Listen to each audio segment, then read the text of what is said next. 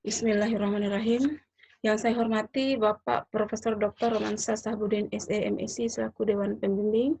Yang saya hormati Bapak Dr. Muhammad Rakib SPD MSc selaku Dewan Pembimbing. Yang saya hormati Bapak Dr. Basri Bado SPD MSc selaku Dewan Penguji. Yang saya hormati Bapak Profesor Dr. Darman Manda MHum selaku Dewan Penguji. Dan yang saya hormati Bapak Dr. Sulaiman Samad MSc selaku Dewan Penguji.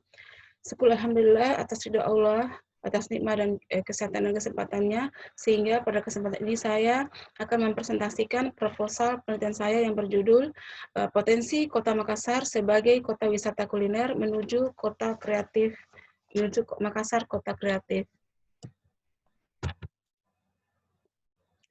Bab 1, latar belakang.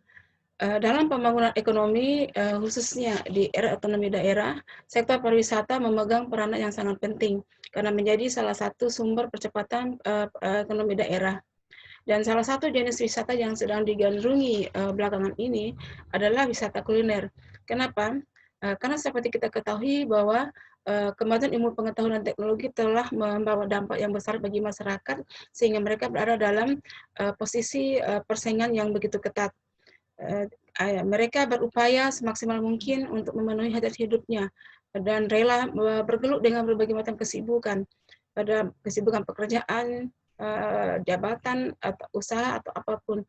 Sehingga ketika tiba masa liburan, mereka berusaha semaksimal mungkin menggunakan liburan itu untuk merefresh kembali tenaga, memperbaharui pikiran, menenangkan perasaan, dan memanfaatkan dan memberikan waktu yang kualitas untuk berkumpul dengan keluarga. Dan untuk mengatasi hal ini, salah satu yang bisa mereka lakukan adalah dengan berrekreasi atau berwisata. Namun di sisi lain, tingginya minat wisata kuliner ini tidak diimbangi dengan informasi yang memadai. Seperti yang untuk para wisata dari luar, biasanya mereka hanya mengenal beberapa saja dari sajian kuliner yang ada di Kota Makassar. Padahal banyak sekali kekayaan kuliner yang bisa kita tawarkan untuk mereka nikmati. Nah, kemudian fenomena lain yang menjadi catatan dalam penelitian ini adalah bahwa sense of trade atau selera berdagang kita itu adanya budaya meniru, tapi tanpa ada keinginan untuk mengeksplorasi. Artinya, ketika ada pedagang yang barang A yang dijual, nah besok lusa akan muncul lagi pedagang-pedagang yang lain yang menjual barang yang sama dengan model yang sama, rasa yang sama, dan sebagainya, tanpa meningkatkan, mengeksplor menu-menu dasar tersebut, sehingga jajanan itu atau kuliner itu menjadi sesuatu yang dicari yang luar biasa bagi penikmat kuliner. Sejak tahun 2004, salah satu badan PBB UNESCO, United Nations Educational, Scientific and Cultural Organization, meluncurkan program program Kota Kreatif atau Creative City Network. Nah, untuk memenuhi sebuah kota menjadi kota kreatif, ada beberapa kategori yang diukur, misalnya dari literatur, film, kerajinan, desain, media, dan gastronomi atau kuliner. Kemudian Kementerian Pariwisata dan Ekonomi Kreatif sejak 2011 memasukkan kuliner sebagai salah satu subsektor ekonomi kreatif, sehingga menjadi 16 sektor ya. Tapi walaupun terkesan baru sektor kuliner, wisata kuliner ini, tapi mampu berkembang dengan cepat. Terbukti seperti yang terlihat pada grafik ini, bahwa jumlah pelaku industri kreatif yang dari 16 subsektor itu, sektor kuliner mengungguli sektor-sektor lainnya.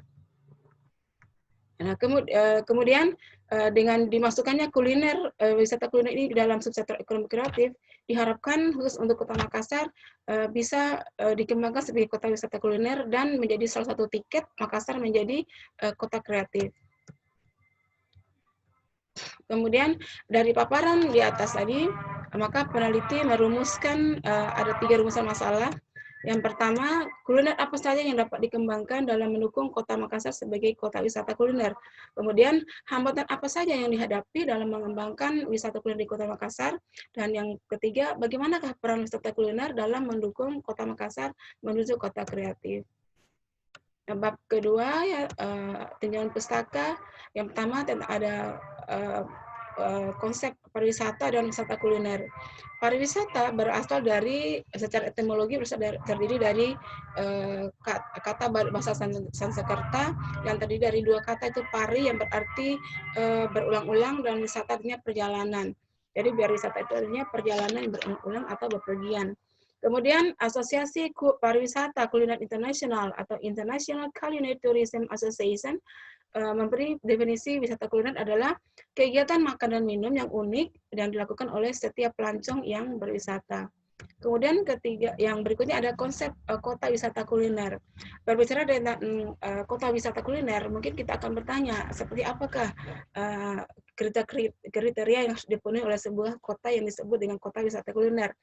Dari Creative City Network, program kota kreatif, memberikan beberapa kriteria, antara lain bahwa kuliner di kota itu mampu merepresentasikan karakter wilayah atau kota.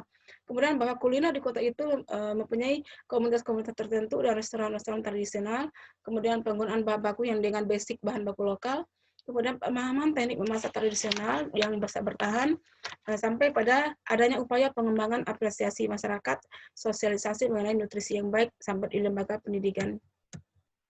Kemudian ada konsep kota kreatif.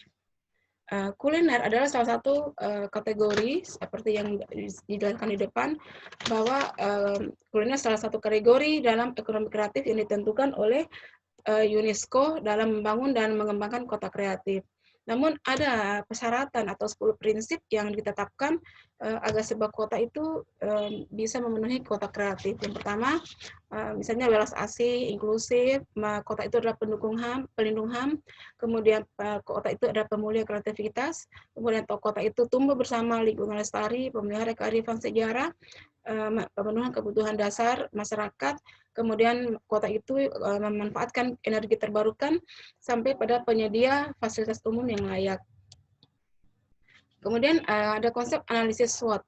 Analisis SWOT ini adalah sebuah analisis tentang yang berusaha mengungkapkan kemampuan dasar perusahaan dari sudut yang berbeda. SWOT sendiri adalah kepanjangan dari strengths, artinya kekuatan, weaknesses artinya kelemahan, opportunity artinya peluang, dan threats artinya tantangan atau ancaman. Menurut Phil Kotler, pengertian analisis SWOT itu adalah evaluasi terhadap semua kekuatan, kelemahan, peluang, ancaman yang ada pada individu maupun organisasi. Nah, untuk menganalisis dengan analisis SWOT ini dibantu dengan matriks analisis SWOT yang berbentuk seperti ini, di mana faktor-faktor eksternal yang terdiri dari opportunity dan threats, kemudian faktor-faktor internal, stress dan weaknesses ini akan berinteraksi dan dipetakan dalam materi seperti ini sehingga akan dilihat bagaimana interaksinya. Kemudian penelitian terdahulu dari Eri Bestra meneliti tentang potensi wisata kuliner dalam mendukung pariwisata di Kota Padang. Kemudian yang kedua, Elizabeth Barreto meneliti tentang pengembangan kuliner lokal sebagai daya tarik wisata di Timur Leste. Perbedaannya adalah bahwa dalam penelitian sekarang memfokuskan potensi wisata kuliner untuk mendukung Kota Makassar sebagai menuju kota kreatif. Kemudian persamaannya adalah bahwa penelitian terdahulu dengan sekarang sama-sama fokus pada potensi wisata kuliner. Kemudian landasan teori, yang pertama adalah teori gastronomi, yaitu seni atau ilmu tentang makanan yang baik atau good eating. Kemudian teori persepsi dari Moscovitz dan Orbiel. Persepsi adalah proses yang integrated dari individu terhadap stimulus yang diterimanya. Berikutnya kerangka konsep. Di sini ada konsep destinasi wisata itu Kota Makassar, kemudian dipetakan potensi wisata kulinernya dalam matrik analisis SWOT yang terdiri dari yang eksternal dan internalnya. Kemudian akan diukur dengan menurut kriteria kota wisata kuliner, dan terakhir ada konsep syarat kota kreatif. Kemudian bab 3, metode penelitian. Yang pertama, jenis dan lokasi. Jenis penelitian ini adalah deskriptif kualitatif, dan lokasi penelitiannya adalah wilayah Kota Makassar. Kemudian yang kedua, informan dan sumber data. Informan dalam penelitian ini adalah pelaku usaha kuliner, pejabat-pejabat instansi terkait, mau akademisi dan masyarakat. Kemudian sumber data adalah dari data primer dan data sekunder. Nomor 3 adalah deskripsi fokus. Dalam penelitian ini adalah fokus pada potensi dan wisata kuliner. Kemudian yang keempat, teknik pengumpulan data terdiri dari observasi, wawancara, dan dokumentasi. Kemudian langkah-langkah analisis data adalah dengan dimulai dari reduksi data, penyajian data, dan terakhir penarikan kesimpulan. Dan yang terakhir adalah teknik keabsahan data yang terdiri dari triangulasi data, triangulasi sumber, triangulasi teknik, dan triangulasi waktu. Demikianlah presentasi yang bisa saya paparkan pada kesempatan ini. Lebih dan kurangnya mohon maaf. Wassalamualaikum warahmatullahi wabarakatuh.